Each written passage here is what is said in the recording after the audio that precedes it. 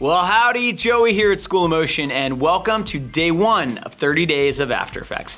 Over the next 30 days, we're gonna learn a ton about After Effects, and I wanna give a quick shout out to our sponsor for this series, the Department of Motion Design at the Ringling College of Art and Design in beautiful Sarasota, Florida. If a traditional brick and mortar school is what you're looking for, Ringling is an excellent place to get a motion design education, and I'm not just saying that because I taught there. It's an incredible place with some amazing teachers, including our very own Morgan Williams. Be sure to check them out. Now, on to the lesson. For this first lesson, we are going to talk about something every motion designer will have to do at some point in their career: ride-ons. There are a lot of ways to achieve this effect, and I'm gonna show you a few different techniques, including one really neat way which takes a little more time but gives you an amazing result. Don't forget to sign up for a free student account so you can grab the project files from this lesson as well as assets from any other lesson on the site. Now, let's hop into After Effects and get started.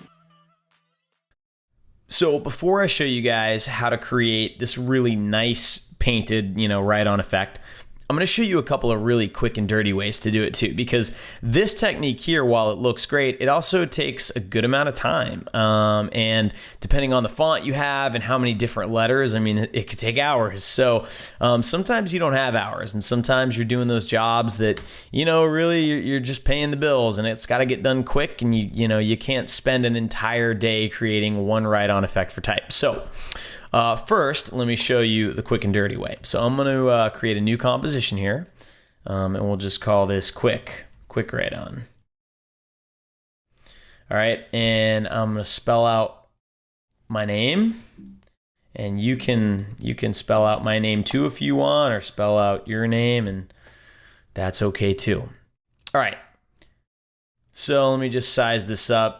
Usually when I do ride-ons, I'll try to make the type bigger than I know it's gonna need to be, and that way I can always scale it down. Obviously you don't wanna scale things up because then you're losing resolution. So I'm gonna pre-comp this now. This is a type layer, but I'm gonna select it and hit Shift-Command-C, and I'm gonna name this name PC for pre-comp. That's my little abbreviation.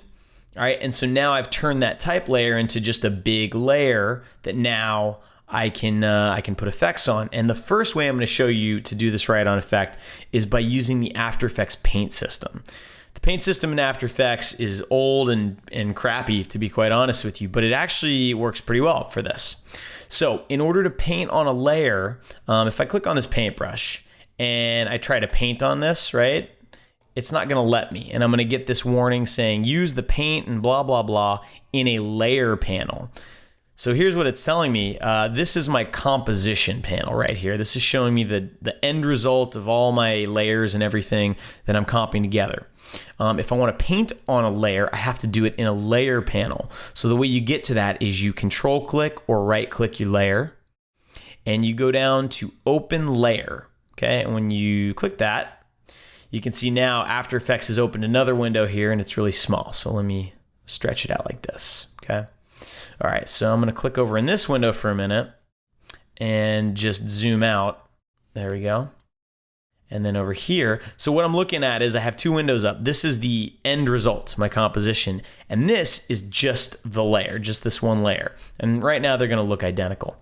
You can see that now with my paintbrush selected, and my layer panel open, I can start painting on this, okay? Now the goal is to basically mimic the way you would write these letters, okay? So I'm just gonna do this for each letter. But first we have to make sure the settings are right. So the first thing is the size of the brush needs to be, thick enough so that when I write down like this, I'm covering up the entire letter. A quick tip is you can just hold Command on a Mac, and you can click, and drag like this and make the brush bigger and smaller. So if you have a thinner font, you should use a thinner brush. And the main reason not to just use some gigantic brush like this is because if all I want to do is write on the J, well, I'm also writing on part of the O right now. All right, so we get that brush the right size, okay? By the way, I'm using a Wacom tablet, and that allows you to have pressure sensitive paint strokes. So if I hold it lightly, I can be very thin, and then as I push harder, it gets fatter, and it's a lot easier to do this with a tablet, so I highly recommend one. So I have my paintbrush tool, and over here in the paint settings, and if you don't see this, just go to your window menu and make sure that you grab that, and that should open up this window for you.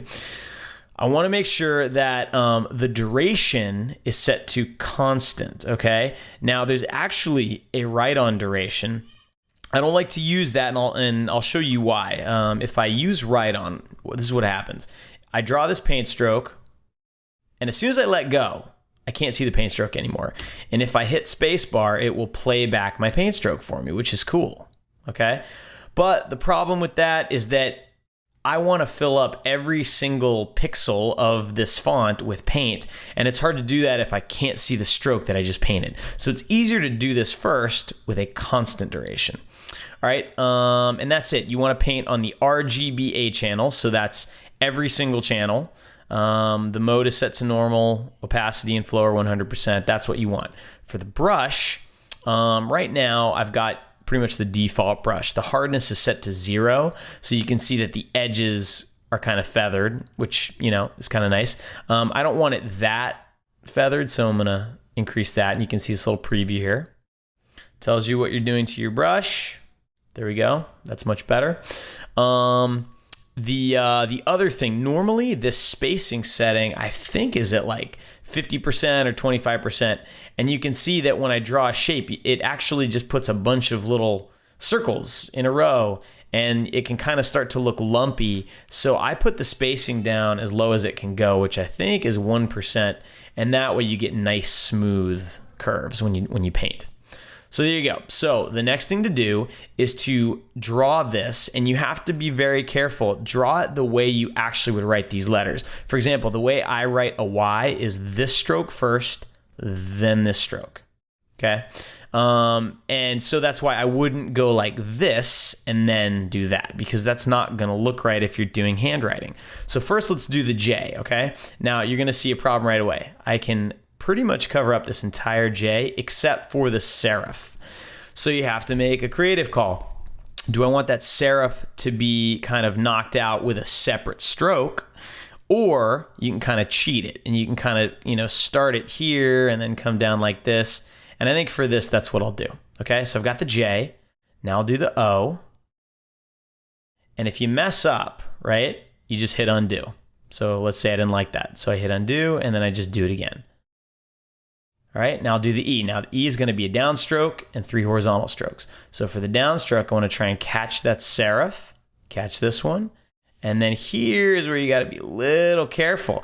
And there's not really, this is one of the problems with this paint technique, is it's hard to be precise. And you're not, you know, you're going to end up hitting a little bit of that Y, and that's going to get revealed, and you don't really want that. The solution would be to separate all these letters out onto their own layers and do this one by one for each letter. But of course, you know, this client isn't paying us enough for that. All right, so now we'll do the Y. So I'll catch this serif, come down here, and then I'll catch this serif and do this, and there you go. Now, if you come down to this layer, right, and I can close this layer window now, and let's open this back up. All right, so if I hit E to bring up my effects, you see here's my paint effect, and if I open that up, you can see I actually have these little mini layers for every single brush, okay? And brush 1 is the first stroke I did, the J. Brush 8 is the last stroke I did, so it goes in order. So that's why it's important to actually write these letters in the right order too. And if I open up the settings for brush 1, you can see there's a whole bunch of settings in here, right? And the one I want to get to is this end. So in the stroke options for each brush stroke, you can animate the start and end. And you'll see if I animate the end, right, I can actually have this thing draw on. Really nice, okay? So I want to animate that ending property for every single paint stroke. So here's a little trick. I know that the property I'm looking for is called end. So in the little search box, I'm just going to type end. And you'll see it brings up all of those properties for me, okay? By the way, I don't know, maybe you guys didn't know you could do this. If you hold the space bar and you click in this little area that has nothing in it, you can scroll up and down on your timeline. It's kind of handy. So what I'm going to do is I'm going to turn on the stopwatch for all of these. and I'm going to set them all to 0 to start with, okay? So what I'm going to do is select every single end, and I'm just holding shift and clicking them all, set them all to 0, and then I'll go forward, let's say I go forward 6 frames and set them to 100, okay? Now if I hit U, and if you guys don't know, U is the hotkey in After Effects. It brings up every animated property on whatever layer is selected. Now I just see those keyframes, okay? I'm gonna make this window a little bit smaller so I can see all of these. And we can still see this whole thing, great. Okay, so next thing I need to do is sequence these, all right? So this J gets written first, all right? And then the O. And so I'm just gonna drag these like this. All right, so we get the J, then the O, and maybe I want to have the O start a little bit, like maybe a 1 frame towards the end of the J, because I want this to happen pretty quickly. All right, and then here's the E, right? So you get that first line of the E, and then you know that these next 3 strokes are the little horizontal parts of the E. All right, and those are much shorter lines, so those maybe don't take as many frames to write on, and you just kind of sequence them. And really, this is just sort of experimenting and playing around with timing and seeing what feels right. All right, so now what I'm gonna do is I'm gonna move my playhead over here. I'm gonna hit the N key, and N, if you guys don't know that hotkey, that just moves the out point, this little guy here. It moves this to wherever your playhead is. All right, so now I'm gonna RAM preview this, and let's see what this looks like. Okay, so now you can see it's writing on my name. Now, obviously that's not what we want. We wanna reveal the font using this. So all we need to do, let's rename this layer here, Paint, and let's duplicate it and call this Font. And what we wanna do is have this paint layer be matted out by the original font.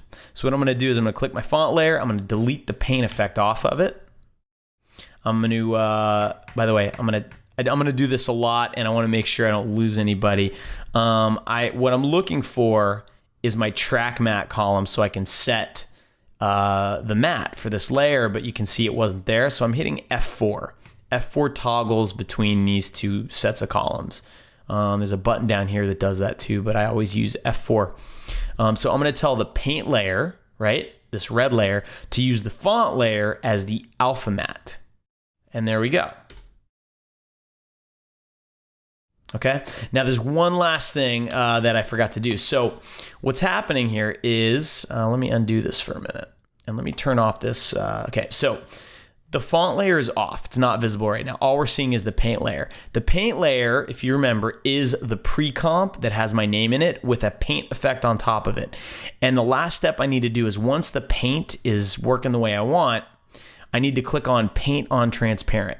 What this is gonna do is it's gonna turn off the reference basically that I was painting over, and it's only gonna show me the paint strokes. So now when I set this to use the font layer as the alpha matte, it will write on this type, okay? And this red color makes it horrible to see.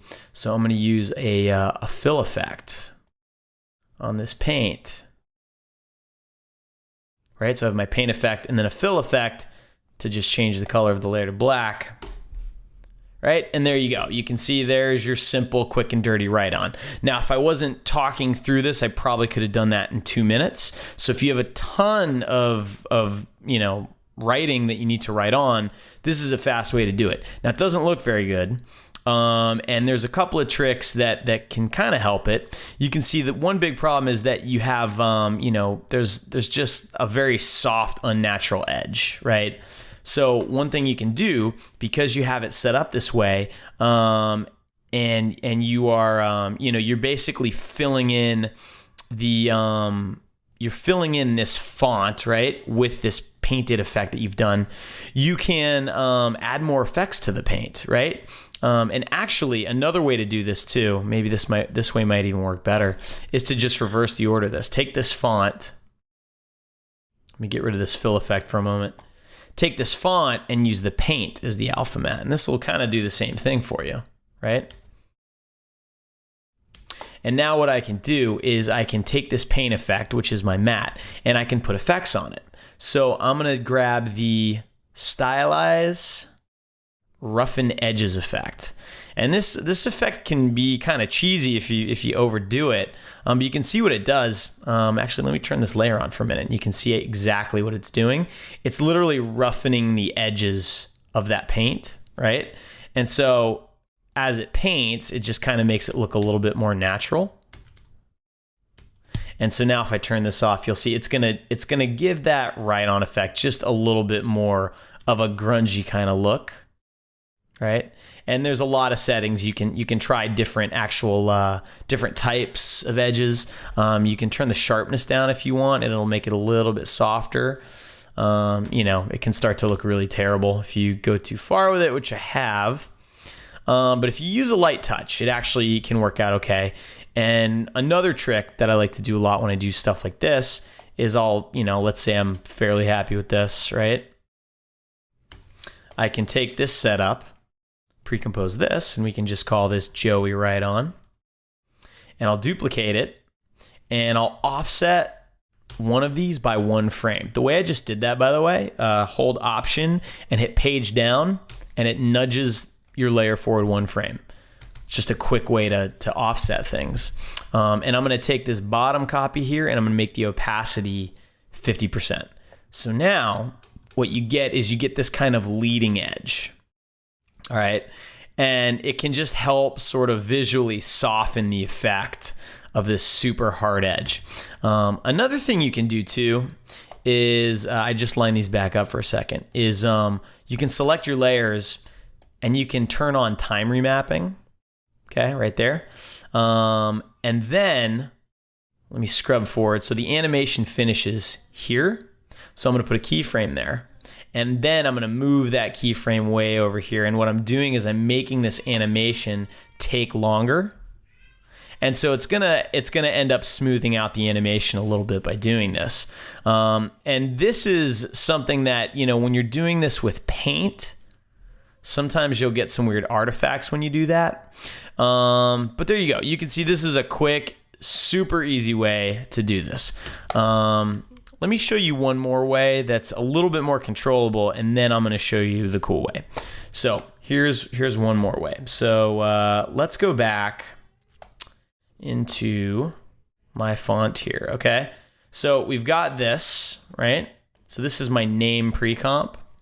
So I'm just going to drag this into a new comp here, and we're going to call this right on stroke. And the reason I'm going to call it right on stroke is because we're going to use a different technique to do this. So the way we're going to do it this time, instead of using the paint effect, we're going to use shape layers, because shape layers are a little bit more controllable. So I'm going to select the pen tool up here.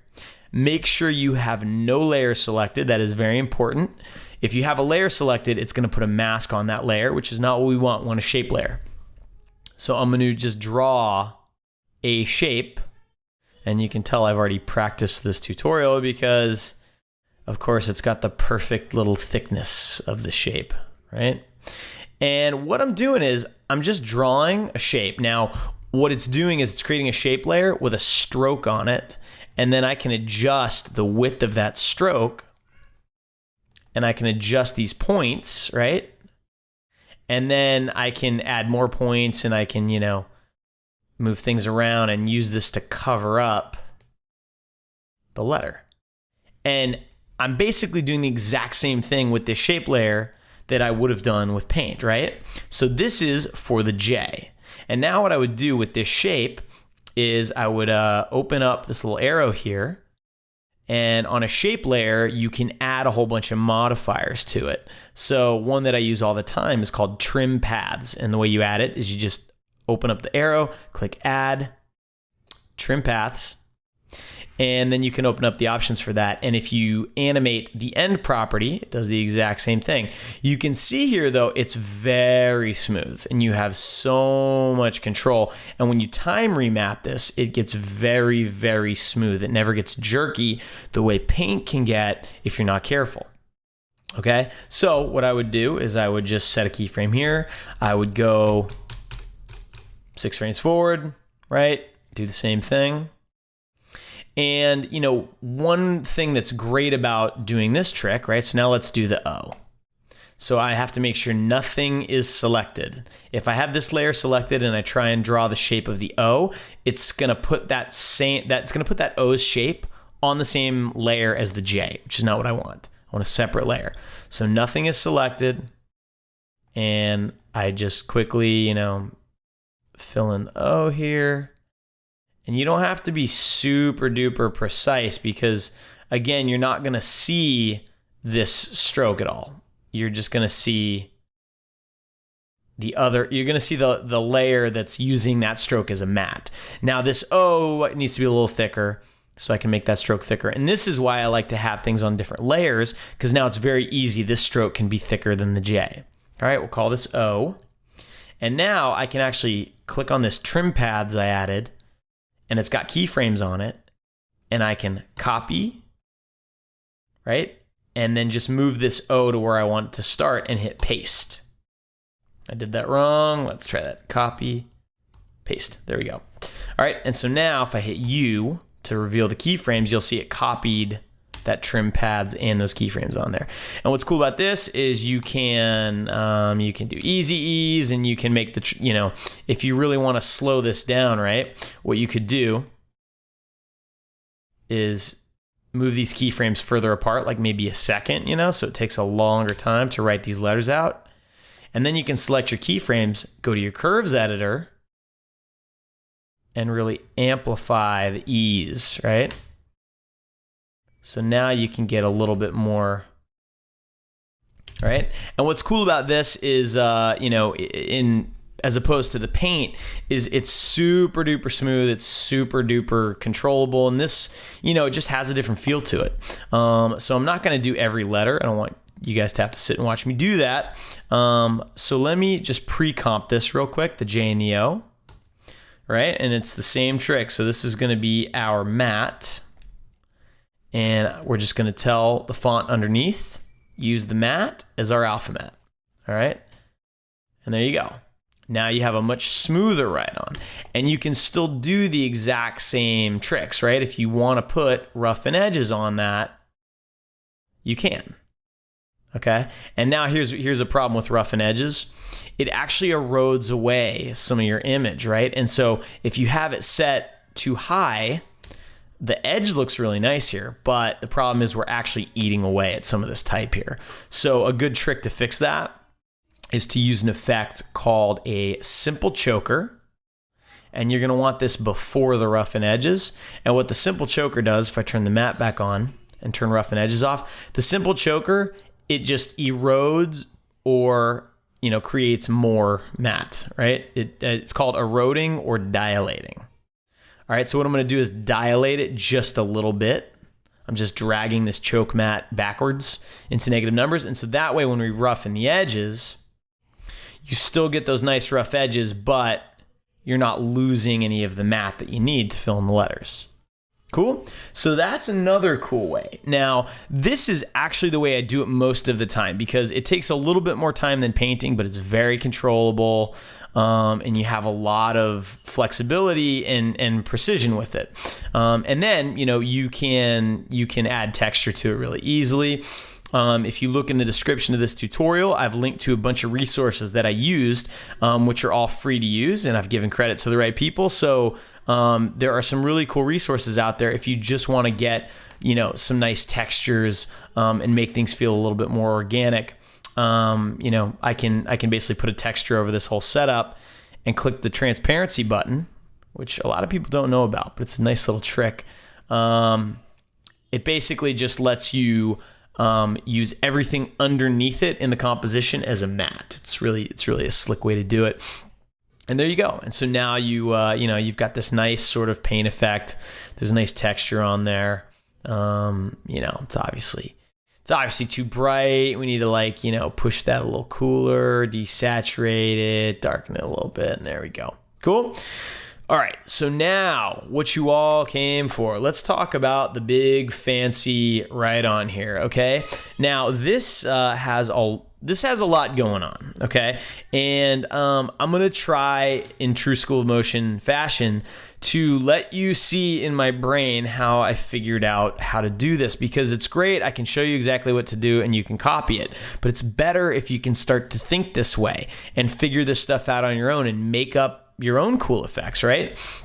So what has always bothered me about the write-on effects that I've done is they don't really look like a paintbrush, right? Because that's what we're trying to mimic here. It's either a paintbrush or a marker or a pencil.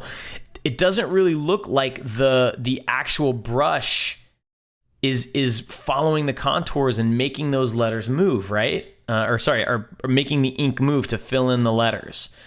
And if you see what we've achieved here, it really does look like there's little brushes painting these things on.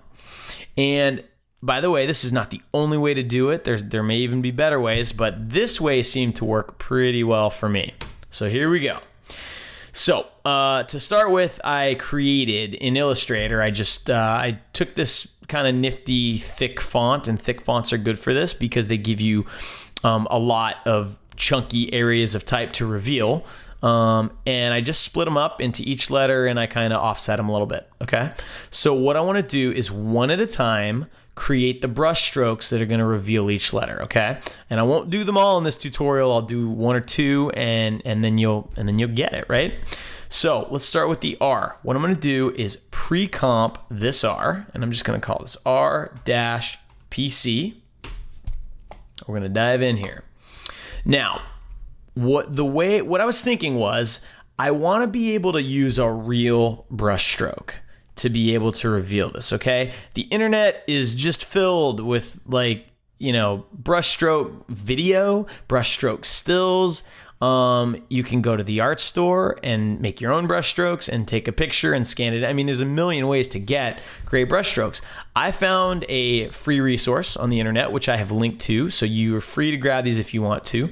And these are just, high contrast paint stroke images, okay?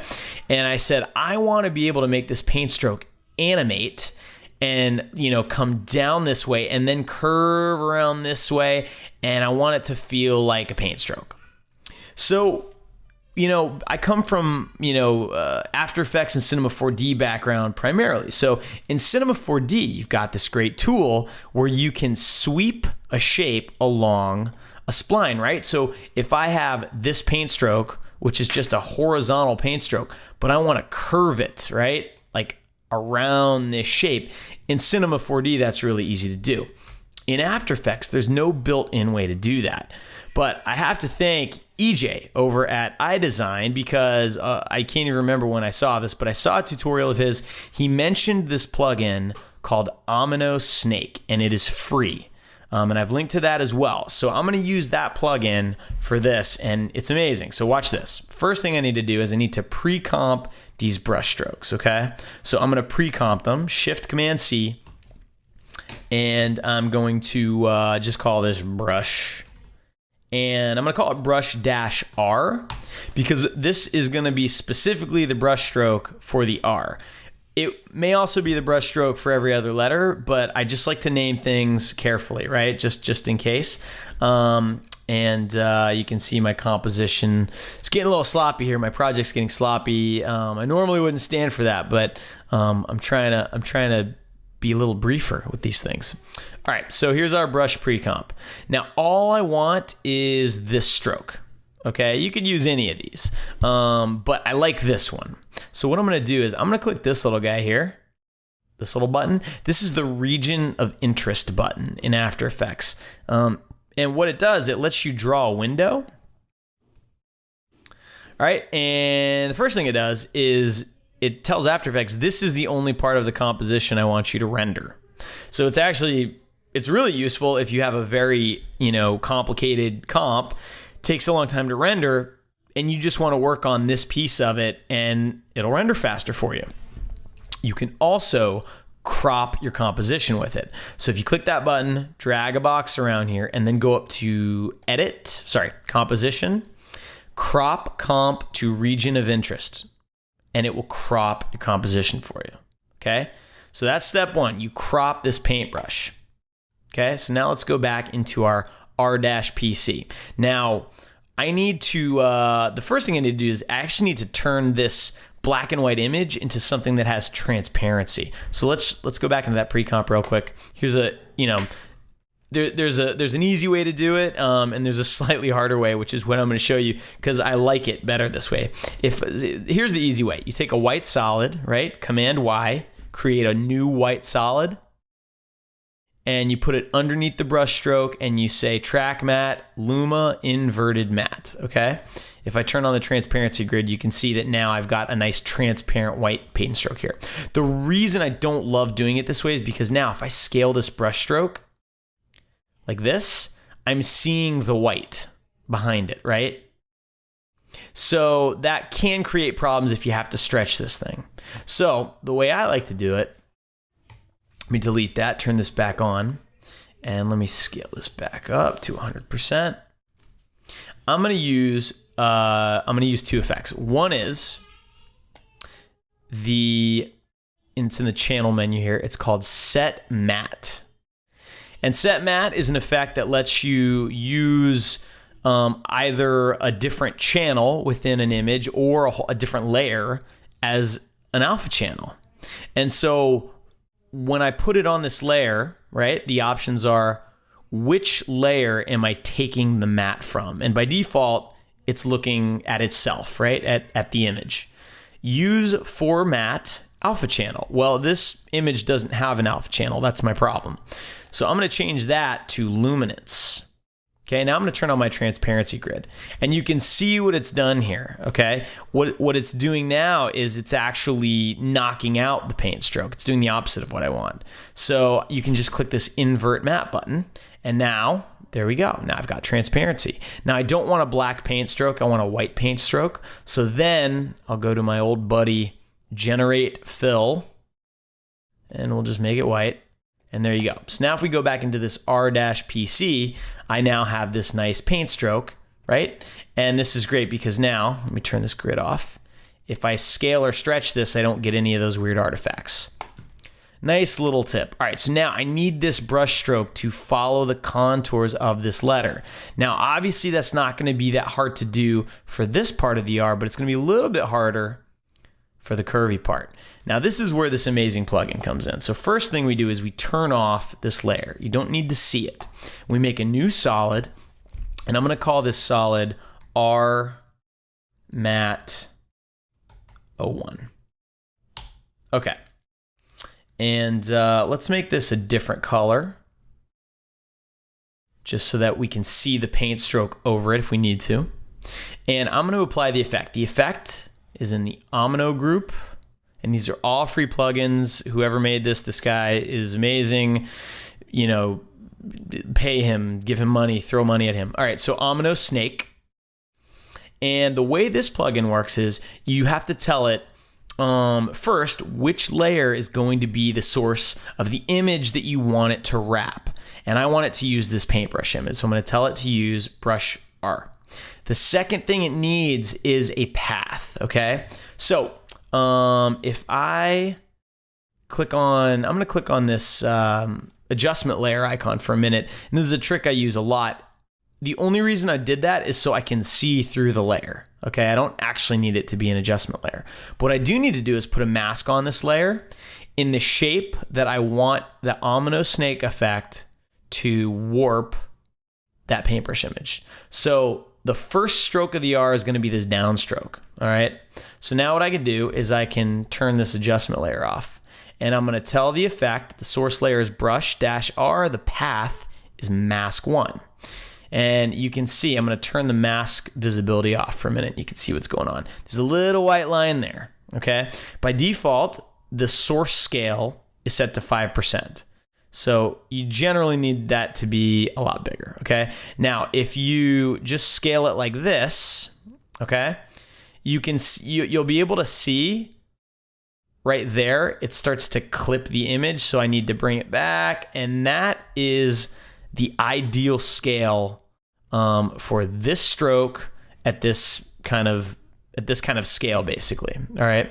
There's an option here that I'm going to turn on called clear background. which now gets rid of the background. Okay, so now I can see the paint stroke over the art. Now it's not thick enough. And so there's a few options you have to make sure are set correctly. The source Y center, all right, and let me zoom in here and go to full res for a minute so you guys can see this. The source Y center, you can see it kind of shifts the image around. So you can see, let me turn the mask visibility back on here. It shifts the center of that image on the mask, right? And so you want to make sure that that's centered so you get both the left and the right side of the image. All right. You've also got the Y width, which, you know, if it's too thin, you need to expand that out, but that's not the problem. And then you've got the X length, which is set correctly. That's why you're not seeing any problems. But if it's not set correctly, it will actually get rid of some of the image there. And there you go. Now, the main settings you use on this when you're animating it, you use the advanced setting here, and this lets you move the image along the path. I mean, this is amazing. This should be built into After Effects. Adobe should just buy this from this guy. Oh, this is great. All right. But it's obviously not thick enough right now.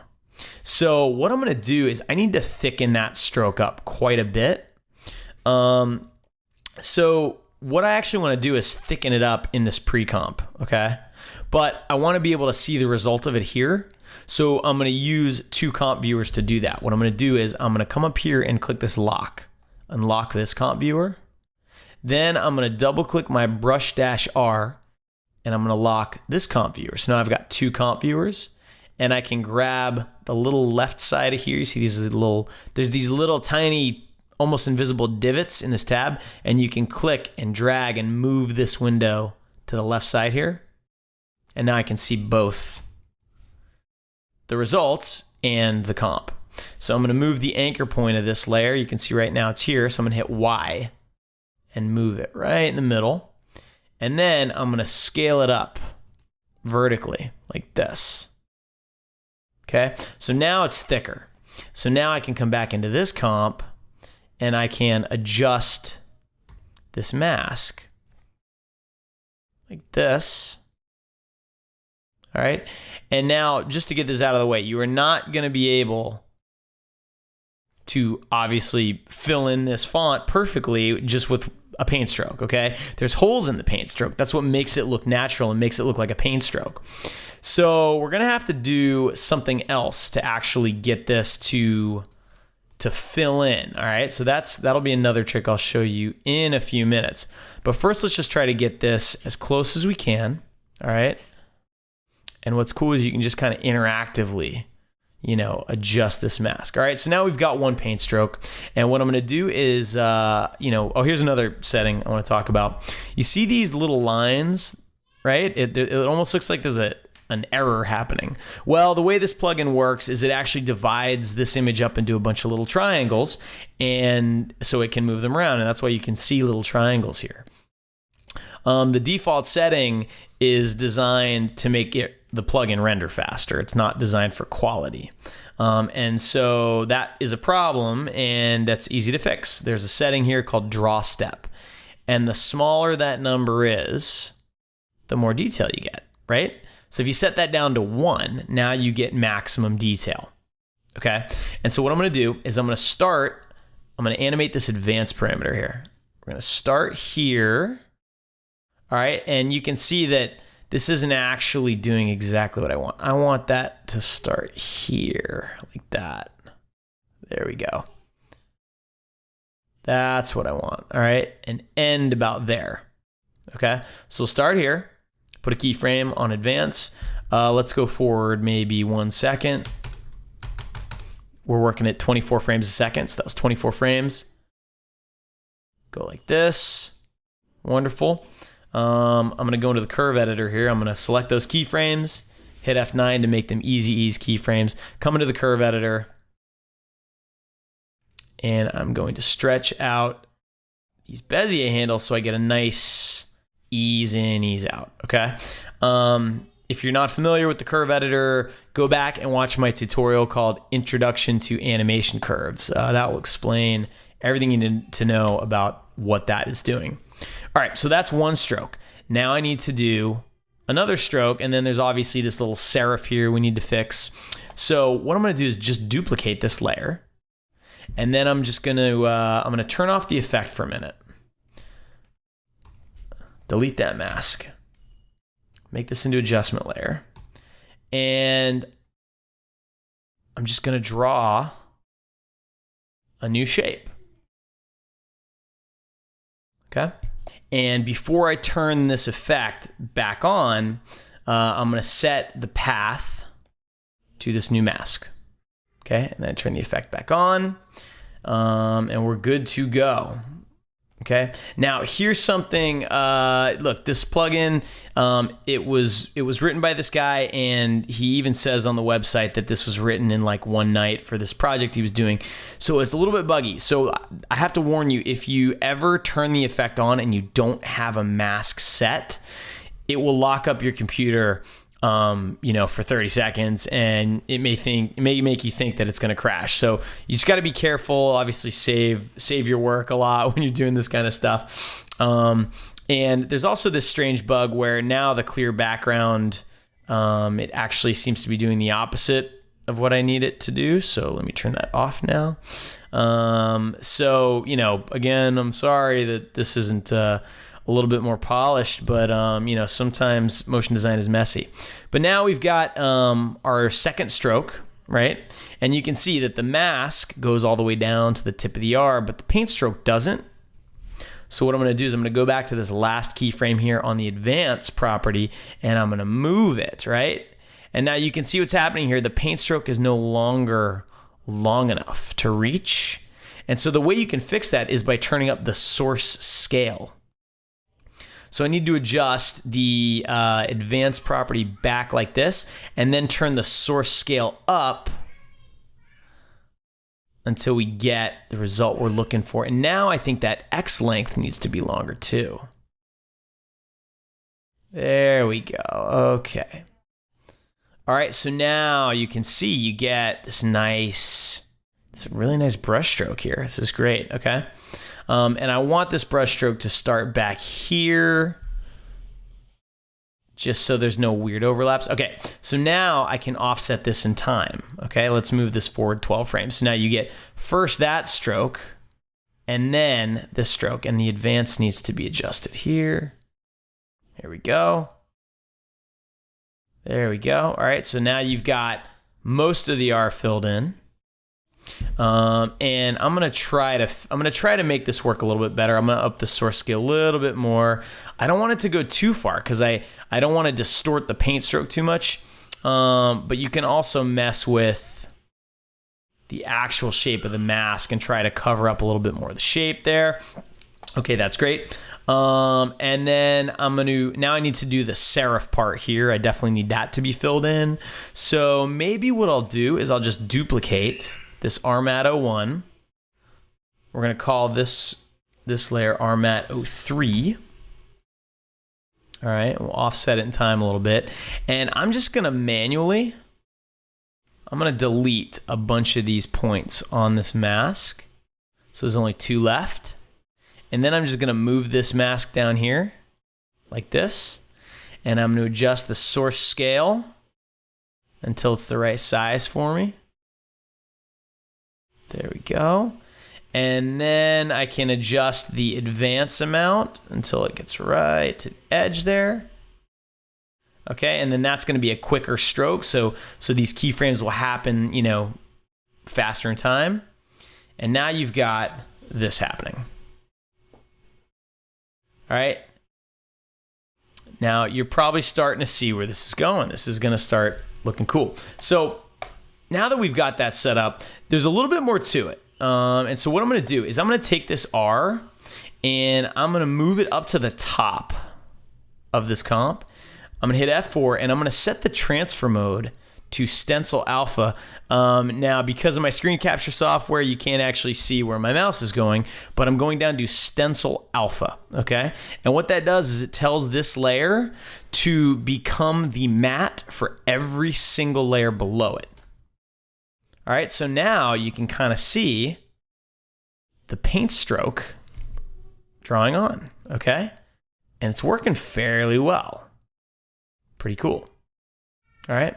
Now I'm gonna duplicate this R, turn the mode back to normal, and I'm gonna turn the stencil off, okay? Because I still need to work on this a little bit more. Now, one of the things that I found was, I'm getting a little bit too much of the sense that this is not a paintbrush actually creating a paint stroke, but that it's a picture of a paint stroke being moved through a font, if that makes sense. It just looked a little bit too synthetic for me. So what I did was, okay, let me go back to my initial setup here, and let me turn off the last two paint strokes, so we just have one paint stroke here. So what I decided to do was to duplicate this layer here, and let me open up my keyframes, and on this top copy here, which I'm going to make into a different color just so it's differentiated, instead of having it advance all the way through the letter, I'm going to set the initial keyframe to 0 so it moves, right? But just a little bit. And it's actually moving backwards. So let me scoot it back a little bit. I just want it to move a little bit forward, just a little bit, okay? And then I'm gonna tell the bottom copy to use the top copy as the alpha mat, right? And it's a subtle little difference, but basically what it's doing is it's revealing the paint stroke with the paint stroke, but the two paint strokes are ever so slightly offset. Okay, and you can offset them even a little bit more if you want to. But what it ends up doing is it just gives a little bit of a shimmer to it as parts of the paint stroke pass through a copy of itself that's offset. You get these nice little, kind of natural touches. So I want to do that with every paint stroke I've done. Okay, so here's an easy way to do it. Let me reset this, get rid of this. So I've got 3 paint strokes, select them all, duplicate them. With the duplicates still selected, click on the color swatch over here and make them a different color so I can tell that they're different. Hit U to bring up the animated properties, and then just select all 3 of the initial keyframes and double click them. And now I can just type in a value for them. So they're going from negative 500, negative 28 to all the way, to this one almost goes to 0. This one goes to negative 100. So the values are increasing. Okay, so that's key. So I just want them to increase a little bit less. Okay, so I'm just going to click on this, and instead of having these numbers be so far in the negative, I'll just set them all to 0. Okay. And then I'm going to select the bottom layers and tell them use the top layers as alpha mats. All right, and now if we play this, okay, so there's our paint strokes. So now I'll turn the bottom R off, turn the top one back on so we can see how we're doing. Cool. All right, so we're getting there. Okay, so now the next thing we need to do is we need to fill in some more of these letters. So an easy way to do it, all right, is to just duplicate these paint strokes you've already got working and just scoot them over a little bit. So I'm going to take these bottom 2, all right, and those bottom 2 layers are the first vertical paint stroke. I'm going to duplicate them, and then I'm just going to use my arrow keys and I'm just going to nudge them over a little bit, right, over and up a little bit, and just fill in a little bit more of that R. Okay, and I'm going to offset them 2 frames forward in time, just so it's not perfectly lined up. Okay, so now you see more of that R is filled in. I'll do the same thing with this big curvy paint stroke. I'll select these 2 layers, duplicate them, move them forward 2 frames, and then I'm just going to nudge them up and to the right with my keyboard. Right, I'm just trying to find the sweet spot where they fill in the most R. And then I'll do the same thing with this last paint stroke. Select them, duplicate, forward 2 frames in time, and I'm just going to move this around until it's filling in most of the R. Okay, so by doing that, we filled in even more of the R. There's still a big chunk here that's missing. So let me grab the copy of my first stroke, duplicate it one more time, and scoot it over to the right. So it fills that in. Cool. All right, so you can see now we're pretty close, but there's still these little holes. So this is where the last trick comes in. I'm gonna add an adjustment layer. And I'm gonna put it right above all of these paint strokes that we've made. And on that adjustment layer, I'm gonna call this adjustment layer dilate. All right, and I'm gonna use an effect in the channel menu called Minimax. All right, now let me turn this R off. Let me turn this stencil alpha layer off for a minute. What Minimax does is it kind of works like a matte choker, but it does it a little bit differently. That it's a little bit sort of, I don't know, smoother, more organic, whatever. It works a little bit better for this effect. The only reason I know that is because I tried the matte choker. I didn't like how it looked. Minimax, it does a different thing. So first thing I need to do is tell it to do this effect on not just the color, but also the alpha. So alpha and color, and you can see what it does. It basically takes each pixel and it blooms it a little bit, right? So I want it to start out with the effect at 0. And as the paint begins to finish drawing the letter, I'm gonna put a keyframe there. And then I'm gonna go forward maybe 12 frames and I'm gonna dilate it, okay? Now I don't know how much to dilate it yet, so let me turn the R back on. Let's go back to 0 here, and all I wanna do is dilate it until all of the holes have been filled. And so when I get to 3, everything's been filled now. If I hit U on this dilate layer, I'm just gonna ease these keyframes just so that the transition's a little bit smoother. And so now when I RAM preview this, you'll see as the paint is finishing, it's actually thickening up those strokes at the same time. Cool? All right, so now is there anything else that's still bothering me? Well, one thing that's still bothering me is this stuff here in that first vertical stroke of the R. Because I'm just noticing it. It's drawing my eye. So what I want to do is maybe make one more copy and maybe offset these even a little bit and just try to just do my best here to try and, there we go. Cool. Okay. All right, so now what I'm gonna do, now I've got this R pre-comp, okay? So let's go back to our little letters pre-comp here, right? And I can close this. I don't need to see this anymore. Get a better look at this. Okay. So my other letters, we haven't done anything with yet. Oh, and I still have this composition viewer locked. So let me unlock that. Okay. So now I've got the R painting on.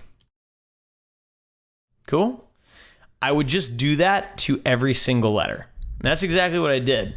If we go into my comp here and we go into the letters, you can see that I just did that to every letter. I offset them in time.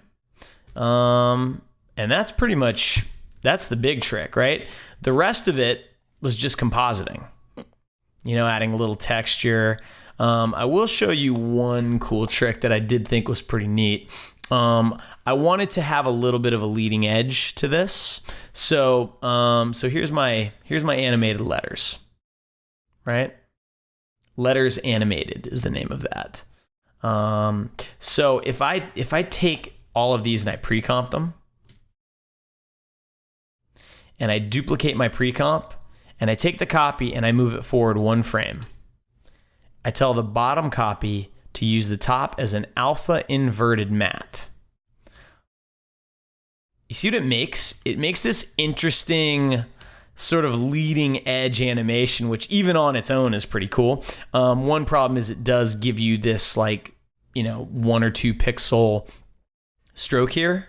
So I do need to get rid of that. So what I would do is just take the top copy, apply a simple choker to it, and just erode it a little bit until that goes away.